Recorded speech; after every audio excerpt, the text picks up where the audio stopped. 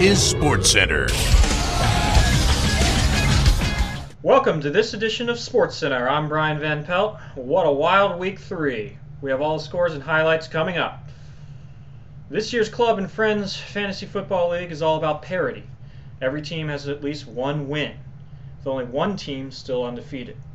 It's still wide open and not quite time to panic for those who don't have as many wins. Without further ado, let's kick it to Brian Berman with the Week 3 recap. Thanks, Brian, and here we go. The fastest 3 minutes in football. Blount's Car Service taking on the reigning Mannings. The Manning brothers in action, 92-88. Blount's Car Service wins. Reigning Mannings had an injury. S-Jacks hurt halfway through. Doesn't finish the game. Blount's Car Service has a big game out of Mike Wallace, acquired on a trade, and Kyle Rudolph comes in and makes the plays, gets the points. Next we had Dynasty versus Hoboffner, 92-78. Dynasty takes the victory. We had Aaron Rodgers in the debacle of a game against Seattle, robbed of points, robbed all over that game, was just a mess. Jaquiz in my pants. Bush League, the unbeatens head-to-head. 86-60. Jaquiz lays an egg. Bush League, RG3, the new acquisition on the field. And he could go all the way and does. Bush League, the only unbeaten team in the league. Jaquiz left looking for answers. Where were the receivers? They're out there. Another matchup. Louis Vuitton versus Jimmy Raging Cajun Graham Cracker. 124-76. Louis Vuitton takes apart Jimmy Graham Cracker. Jimmy doesn't start. Does start Ahmad Bradshaw. He doesn't play. He doesn't play a second. 0 points. Tony Romo looks like a mess against Tampa Bay. No points. Louis Vuitton starts Jamal Charles. Sets a record. He looks like James Brown out there. Moving on. Clean slate. Skullbuckers. The fear of the slate, not today. Skullbuckers with the waiver wire pickups.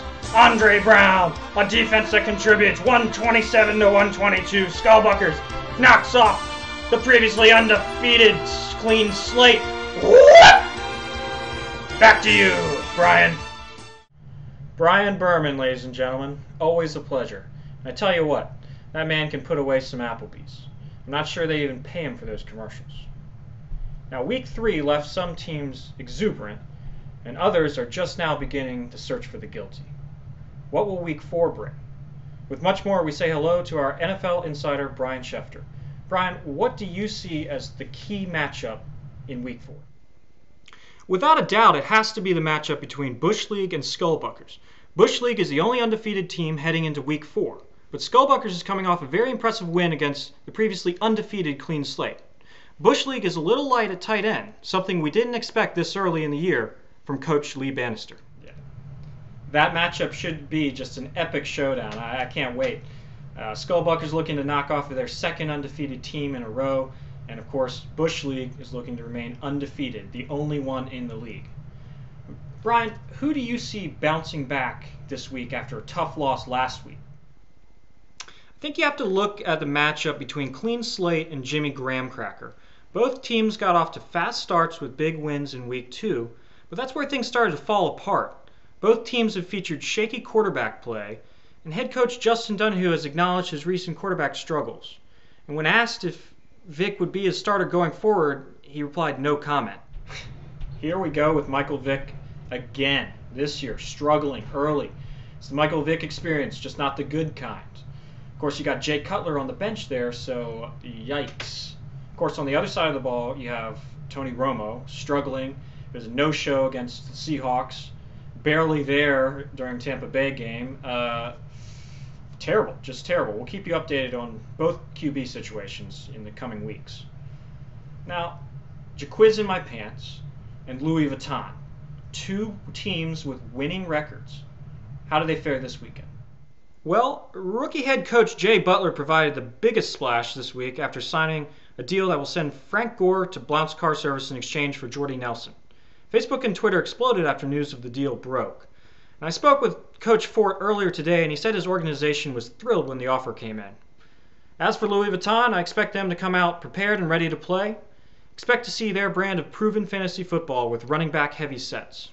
Well, there's no doubt about it. We are seeing a lot more trades as coaches feel the hot seat. Looking at the bottom half of this league, a lot of teams at 1 and 2. A lot. Is there anyone down there, Brian, that can break away from the pack, get some wins, get back on track? Yeah, unfortunately, Brian, I don't see much promise in the bottom half of the league. A combination of injuries and poor draft day strategy has landed these teams in a very unfriendly situation. Coach Maddox recently said, and I quote, "The Saints being 0-3 totally makes up for my dumpster fire fantasy team." Needless to say, the fans were not happy. Meanwhile, reigning Manning suffers from the fact that its two main stars, the Manning brothers, spend more time making TV commercials than playing football. Another team on the rocks, Skullbuckers, has made a league-high 10 moves. Those moves bought the franchise a win this week, but I'm not sure how viable this strategy is long-term. Hobofners is another team hanging on by a thread, although rumors suggest that head coach Griffin Adkins bought himself a car after their loss this week. The only team I see getting back on track is Blount's Car Service. This team is full of talent, and Coach Fort clearly has them headed in the right direction. We'll have much more with Brian Schefter later in the hour. Up next, Outside the Lines, right after this. Welcome back to this edition of Outside the Lines. Today we examine the darker side of football through a coach that won it all and then threw it all away. Hey guys, it's me, Spencer Maddox, former champion of the league. I won it all back in 2011. Look at me now. My team sucks. Auburn loses every game. It's horrible. I want to go back to the days when Cam Newton was quarterbacking at Auburn. I had made a blood deal with Tom Brady. I won every game. Tom Brady, all the Saints, I had them all the Packers. I had all the Packers too. I had all the good receivers. The Packers offense was dominating. I had the Saints. I hate the Saints, but I had them all anyway. And I had my man, Tom Brady, quarterbacking. It was a beautiful thing. These days, I play a lot of Skyrim. I sit around. I don't watch the games as much because I lose. My team's horrible. I start 2 Colts. I took the Saints. I went with the Saints. I picked all the Saints players. They were exciting. They were good last year. I thought they'd be good again. I went after the Patriots, the Packers, the Saints. I ignored my Falcons. Now my Falcons are all I got left. 3-0, baby. 3-0. Matty Ice, looking great. Go Falcons. I wish I had drafted some of you guys, but I didn't. I went after the flashy teams. I don't want to talk about this. Nithya! Nithya! More cookie dough! Bring the cookie dough! Just some very tough images there. Just goes to show you what can happen when the fame and the fortune goes to your head. For all of us here at SportsCenter, this is Brian Van Pelt saying so long.